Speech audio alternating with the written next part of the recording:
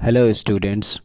आज के इस वीडियो में हम क्लास 6 साइंस का एक बहुत ही इम्पोर्टेंट चैप्टर कवर करने वाले हैं, measurement of length and motion. हम रोज़ाना ज़िंदगी में चीज़ों को नापते हैं, लेकिन क्या आपने कभी सोचा है कि पुराने ज़माने में लोग कैसे नापते थे और मोशन यानी गति कितने तरह की होती हैं। आज इस पीपीटी के ज़रिए हम इन सब सवालों के जवाब ढूंढेंगे। Introduction to measurement. दीपा की कहानी से समझते हैं। दीपा को नया यूनिफॉर्म चाहिए। टेलर ने एक टेप से नाप लिया, दुकानदार ने रॉड से, और मम्मी ने कहा 4 अंगूर एक्स्ट्रा रखना। सोचिए, अगर आप किसी को कहें कि मुझे एक हाथ लंबा कपड़ा चाहिए, अगर देने वाला बच्चा हो तो कपड़ा छोटा मिलेगा, और अगर पहलवान हो तो लंबा। इसलिए हमें एक फिक्स मेज़रमेंट की ज़रूरत पड़ी। यहीं से शुरू होती है मेज़रमेंट की असली कहानी। चलिए देखते हैं। नेक्स्ट है नॉन स्टैंडर्ड यूनिट्स, नापने के पुराने तरीके। पहले लोग बलिस्ट यानी हैंडस्पान, बित्ता, स्ट्राइड्स यानी कदम, या आर्म लेंथ बाह का यूज़ करते थे किसी चीज़ को मापने के लिए।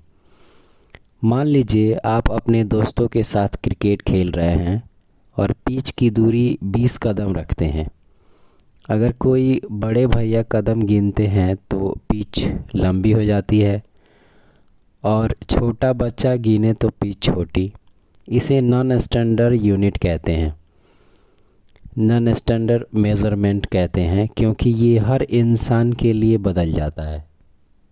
Problem with non standard units, इसको हम नंबर वाइज समझते हैं। पहला है पर्सन टू पर्सन वेरिएशन। सबसे बड़ा इशू ये है कि हर इंसान की बॉडी का साइज़ अलग होता है। अगर कोई बच्चा किसी चीज़ को अपने हाथ से यानी हैंड स्पान से नापेगा तो उसका आंसर अलग आएगा, और अगर कोई बड़ा आदमी नापेगा तो उसका आंसर अलग आएगा। दूसरा है एक्यूरेसी की कमी। नॉन स्टैंडर्ड यूनिट से हमें कभी भी एग्जैक्ट मेज़रमेंट नहीं मिलता। ये सिर्फ एक अंदाज़ा यानी एस्टिमेशन होता है। इसे छोटी दूरियां जैसे mm या cm का सही पता नहीं चलता। तीसरा है कन्फ्यूजन और झगड़े। पुराने ज़माने में जब लोग हाथ या कदम से नाप कर सामान बेचते थे तो अक्सर झगड़े होते थे, क्योंकि लेने वाले और देने वाले का नाप मैच नहीं करता था। चलिए एक एग्जाम्पल लेते हैं और समझते हैं। मानो आपकी क्लास में एक टेबल है जिसे 2 लोग अपने बीता से नापते हैं। केस 1 में अनीस है। अनीस का हाथ छोटा है, उसने नापा तो टेबल की लंबाई 12 बीता हुई आई। केस 2 में हरदीप है।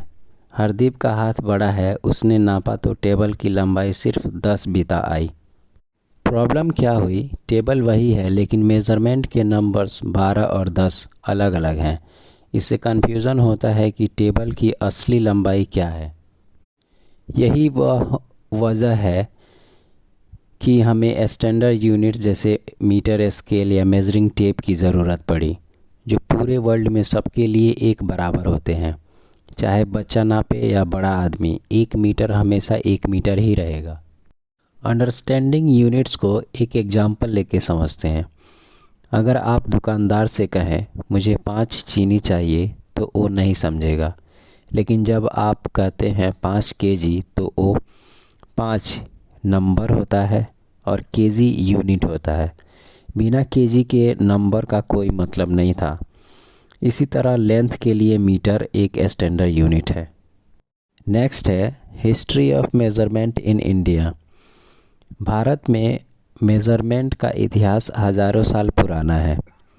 पुराने समय में लोग बॉडी पार्ट्स का इस्तेमाल करते थे, जैसे उंगली की चौड़ाई, बलिस्ट या हैंडस्पान मतलब हाथ का नाप, धनुषा और योजना जैसे लंबी दूरी नापने के लिए इस्तेमाल होते थे।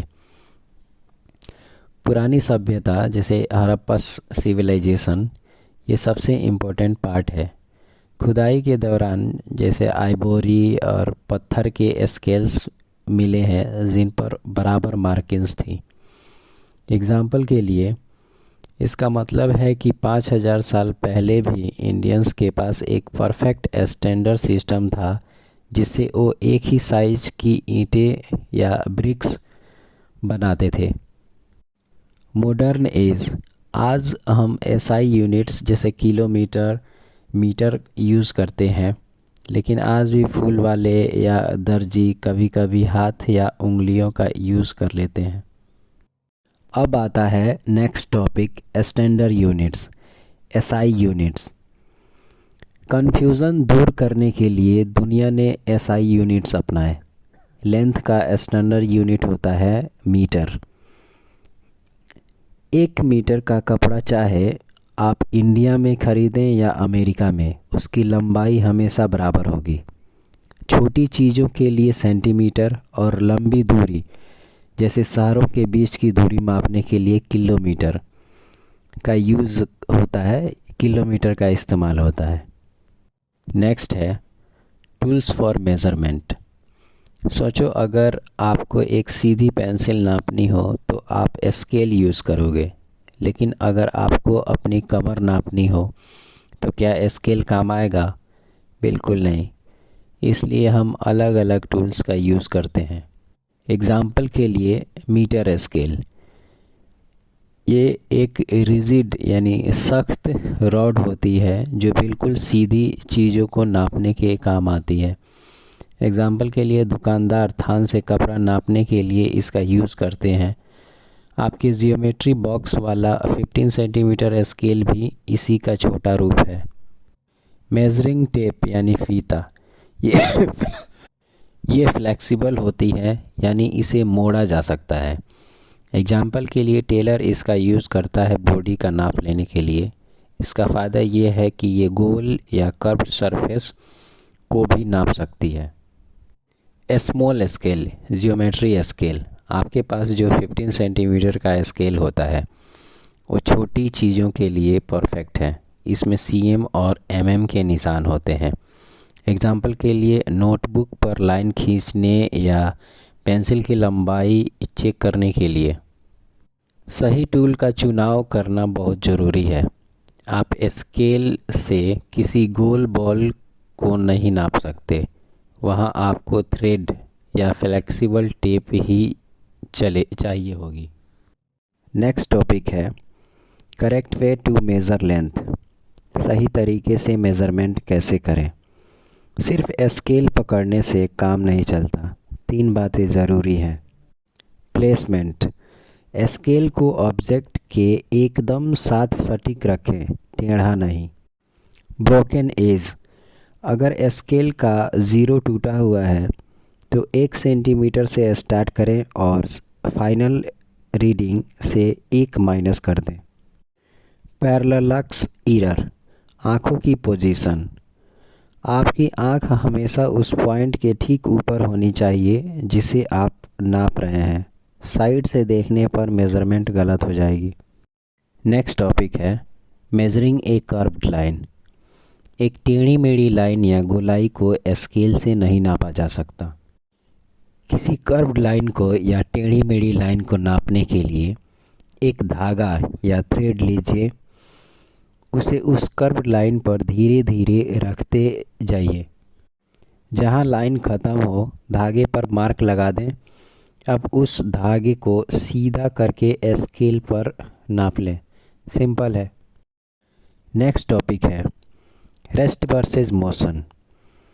अगर कोई चीज़ समय के साथ अपनी जगह नहीं बदल रही तो वो रेस्ट में है। जैसे आपका स्कूल बैग बेंच पे रखा हुआ है।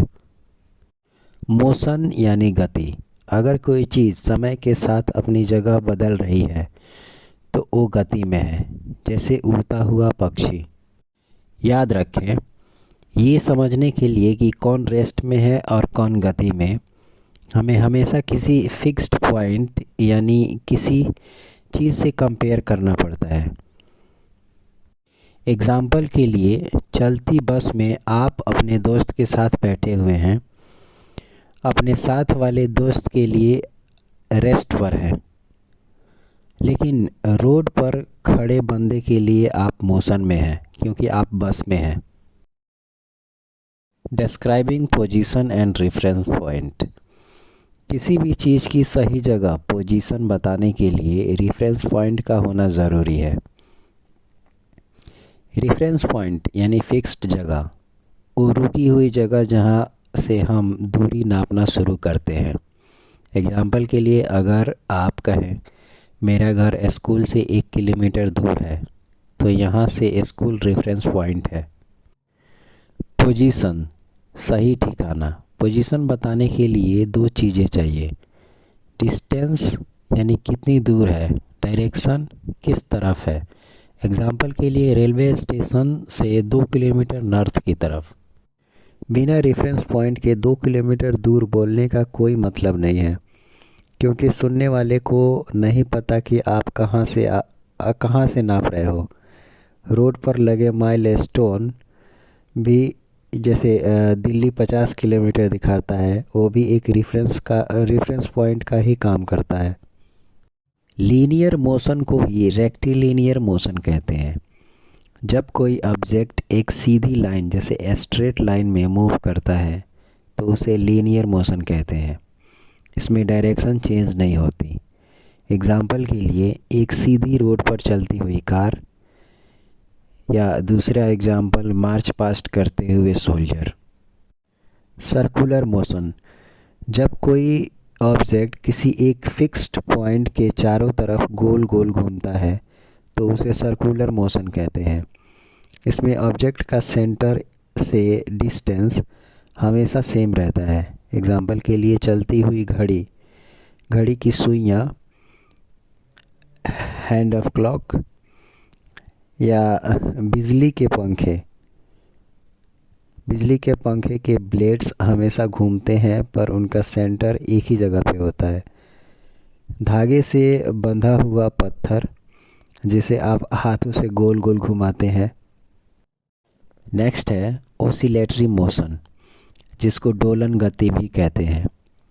जब कोई ऑब्जेक्ट एक ही रास्ते पर बार बार आगे पीछे, टू एंड फ्रो या ऊपर नीचे मूव करता है तो उसे ओसिलेटरी मोशन कहते हैं। इसमें एक मीन पोजीशन बीच की जगह होती है जहाँ से ऑब्जेक्ट दोनों तरफ जाता है। एग्जाम्पल के लिए एक बच्चा जो झूला झूल रहा है, या घड़ी का पेंडुलम जो लेफ़्ट राइट घूमता रहता है। पीरियोडिक मोशन, आवर्ती गति। जो मोशन एक फिक्स समय यानी फिक्स्ड इंटरवल ऑफ टाइम के बाद अपने आप को रिपीट करता है, उसे पीरियोडिक मोशन कहते हैं। इसमें टाइम का गैप हमेशा बराबर होता है। एग्जाम्पल के लिए धरती यानी अर्थ का सूरज के चक्कर लगाना जो हमेशा 365 दिन में पूरा होता है। घड़ी की सुइयों का घूमना, जो मिनट की सुई होती है वो हर 60 सेकंड में घूम के वहीं आती है।